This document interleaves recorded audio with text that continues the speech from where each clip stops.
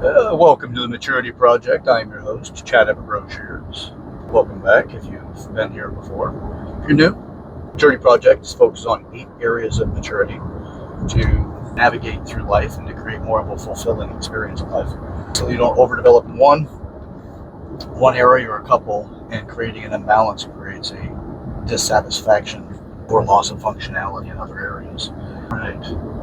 What comes to mind is there's actually some interesting things that are just right now like floating around in the orbit of thinking.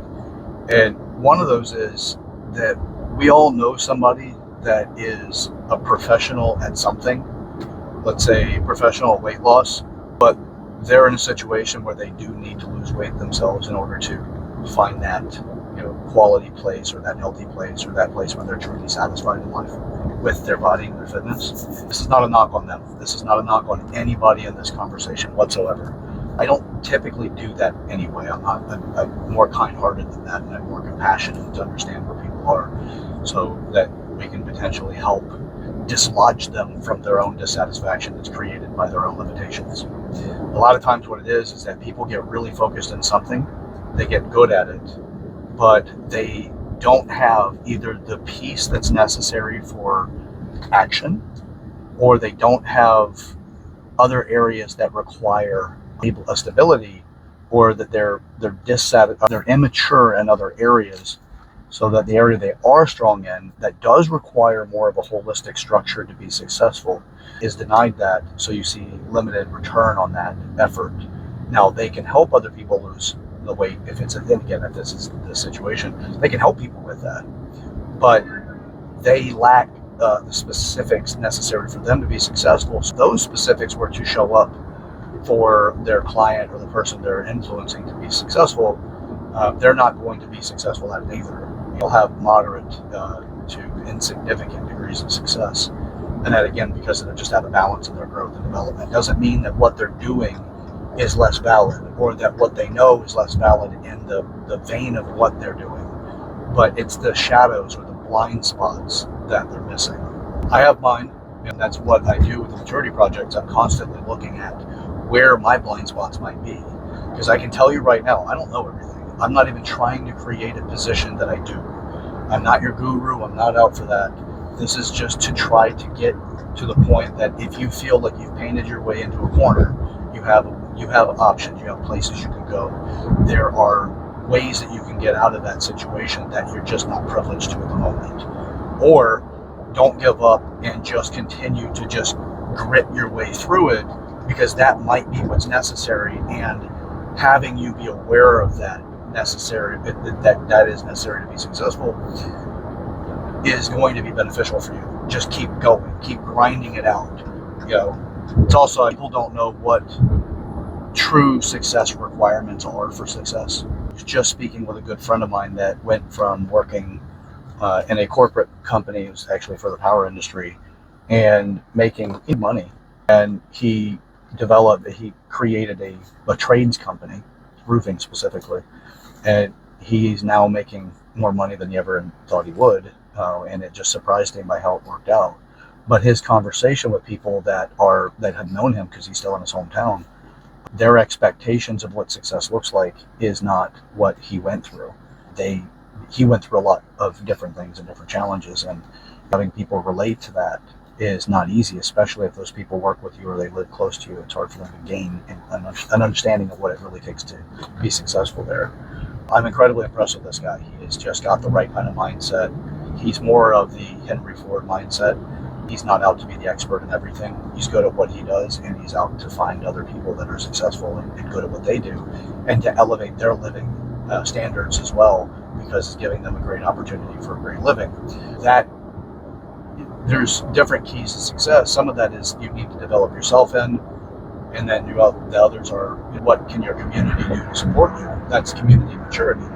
That also lends itself into business maturity, because they're all interweaving. It's just you just have to understand like which ones and what needs attention.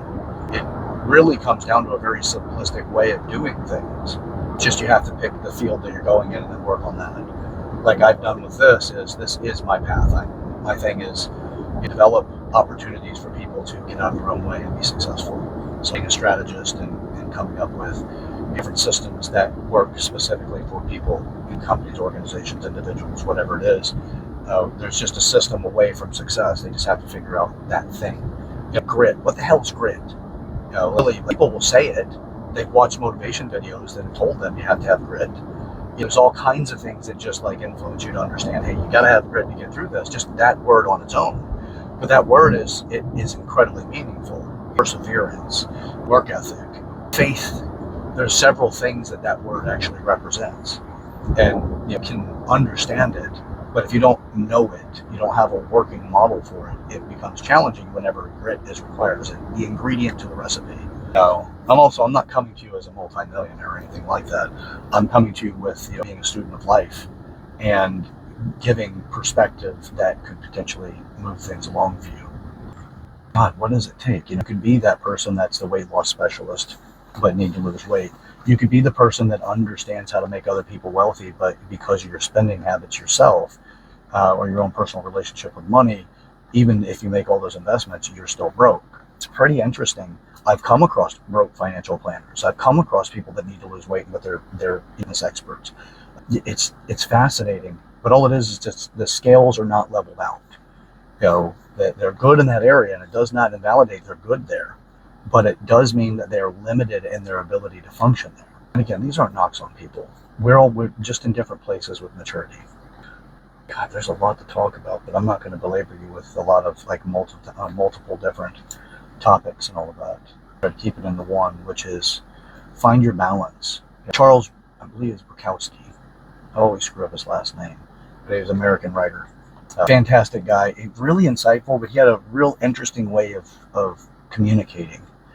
And the thing that he would do is he was really abrasive. He was really he had a lot of crudeness to him, but what he did is he spoke to people at a level that's more of how they would speak to their friends and at home than not in a professional setting, or even light society wouldn't speak that way, but yet we think it. And he talked a lot about things like find your passion and let it kill you.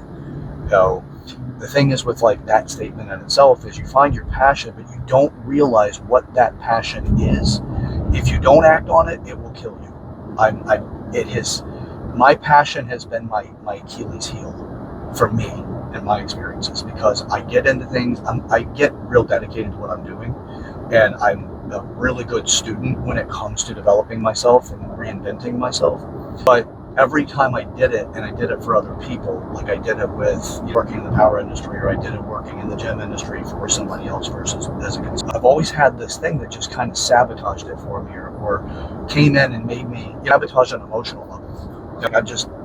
My heart isn't here, or my expectation for the company when I work for other people, my expectation for the company to create something better for everybody that's not just the employees, but also things like that would creep in and make me start looking at the company as not being as intelligent as I would want it to be, or misaligning with goals or something like that, where had I not infused those views into the job, my passion, if I wouldn't have infused those in it, I would likely still be in those jobs, or still be in one of them. It's because my passion isn't there, it caused me to do things or view things in such a way that I left, because it wasn't the right path for me. To find your passion and let it kill you could be that. Not taking action on your passion frustrates you. It aggravates you on a subconscious level, and it lowers your fulfillment, your satisfaction in life. You could have the dream job for somebody else, but for you, it's a job. It could be the dream career, but it's a job for you. And something's mixed matched. I can tell you that from my experience in talking to people, especially when they go into this or the last stages of their life, that their regrets in life were often having the mindset of paying your bills until you die. Instead of having other things be a focus, they focused on that.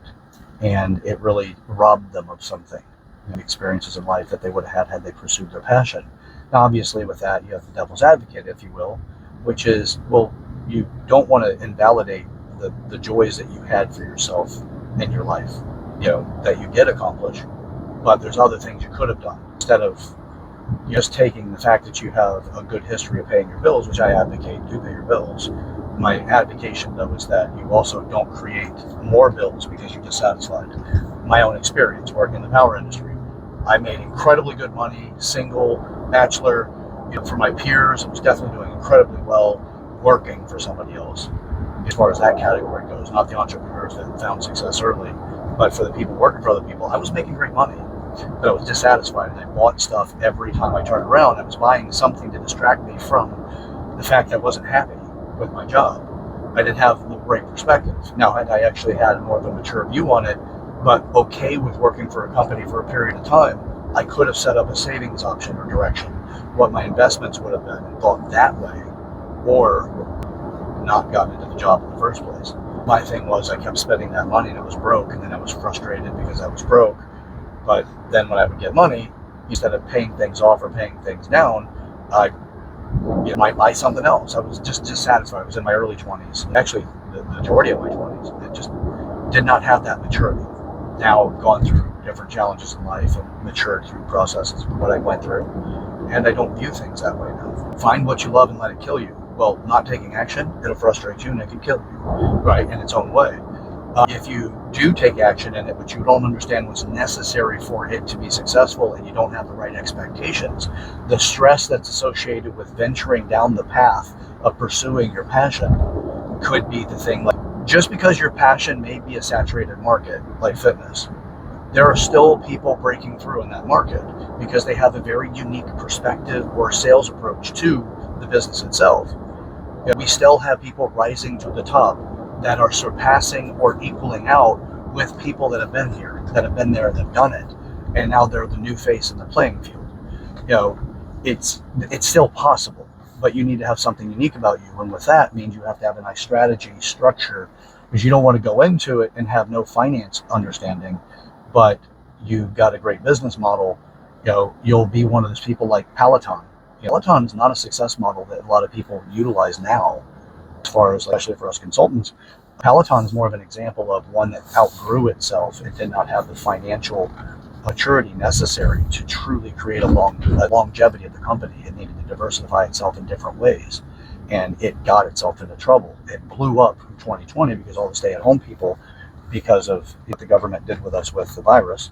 We then had to, get into a situation that people were like, what, I'm at home and I want to keep my fitness going. So we bought bikes and they have these virtual experiences. Well, that gave a false sense of progress and growth. They didn't realize that what was going to come from that is the implosion of the company. It didn't do very well. Now, I'm not saying the company's gone, but it is not at a place of strength like it was, previously. I don't believe it's closed yet or sold off. I'll have to look back into that. But Peloton didn't do so well. That's a good example. But that's also, it's a maturity balance thing. You didn't have everything that's necessary there. You're supposed to grow, and you do take the licks on the chin. It's just better you get those before you have explosive growth. Get those at a younger stage of the company so it's not as negatively impactful. Anyway, there's just a lot to life, man. And I know I'm kind of just jumped off of one topic into another, but what I really want to bring to this is just there's a lot of ways of doing this stuff in life. Finding your passion is just one thing, but understanding how to make a living with your passions is a whole nother thing. So we can do better. If you've had those challenges in life, we can create something more. We can create some great stuff. We just have to put our mind to it. All right. Well, that's what I got for today. Share this video with the person in your life that you want to start a conversation with to make a difference. And subscribe to the channel if you haven't already. It will help. Join the community. Comment in the comment section. This is really like I am out to make a difference, and I'm not enough. I don't have the maturity in every area to make that big of a difference that I want to. And I will be finding people in the community to help support this process as well. Comment in the comment section. You never know. You might be somebody that I tap to say, hey, let's talk a little bit of collaboration, or do have a recording together or something. You never know what's going to come out of it. I do have pilot programs. I'm going to have the pilot relationship series coming out very soon.